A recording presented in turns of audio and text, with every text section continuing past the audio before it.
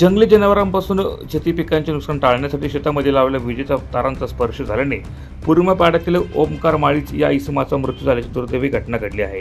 या प्रकरणी कुटुंबियांच्या नातेवाईकांच्या फिर्यादीवरून शेतमालकाविरोधात सदोष मनुष्यवधाचा गुन्हा तालुका पोलीस स्टेशन येथे दाखल करण्यात आला आहे। शेतकऱ्यांनी कुठल्याही प्रकारचा विद्युत प्रवाह आपल्या शेतामध्ये सोडू नये असं आवाहन तालुका पोलीस स्टेशनचे पोलीस निरीक्षक धनंजय पाटील यांनी केले आहे। पुरमेपाडा या ठिकाणी एका व्यक्तीला शॉट लागून घटना झाली। या संदर्भात ते शेतकरी कोण होता आणि ते कोणाचं वावर होतं आणि काय प्रकार असेल?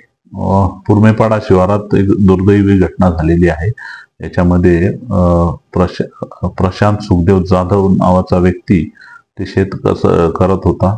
शेतमालक कमलबाई सुखदेव जाधव असे आहेत महिला, आणि याच्यामध्ये एक इलेक्ट्रिक जे आहे सेंट्रिक तारांचं तात्पुरतं कंपाऊंड करून त्याच्यामध्ये इलेक्ट्रिक करंट सोडलेलं होतं।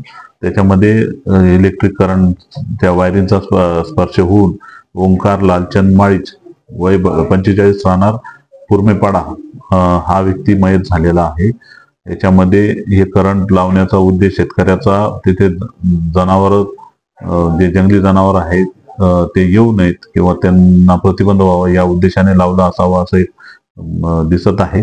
आणि चुकून सदरची व्यक्ती त्या ठिकाणी गेल्याने त्यांनाच ते करंट लागल्याने त्यांचा मृत्यू झालेला आहे। मी याद्वारे असं आवाहन करतो की परिसरातील शेतकऱ्यांना असं कोणत्याही प्रकारचं धोकादायक कृत्य करू नये की ज्याच्याने मानवी जीवन धोक्यात येऊ शकतं किंवा कुठल्या जंगली प्राण्यांचा मृत्यू होऊ शकतो।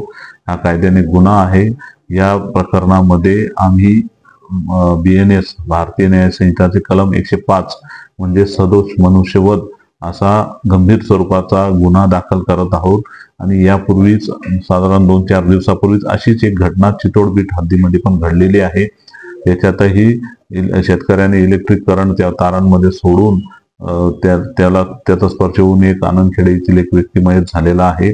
तशीच एक घटना जळगाव जिल्ह्यात पण झालेली आहे। त्याच्यामध्ये 5 व्यक्तींचा मृत्यू झालेला आहे आणि हा अतिशय गंभीर प्रकार आहे। सर्वांनी याबाबत सावध होऊन कोणत्याही प्रकारे करंट किंवा इतर कुठलीही धोकेदायक कृती करू नये की जेणेकरून मानवी जीवन किंवा जंगली प्राण्यांचा किंवा इतर कोणतीही जीवितहानी होऊ नये याबद्दल काळजी घ्यावी।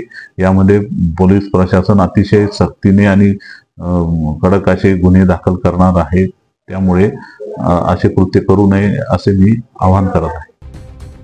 प्रतिनिधी सुनील निकम, माझा महाराष्ट्र न्यूज, पुणे।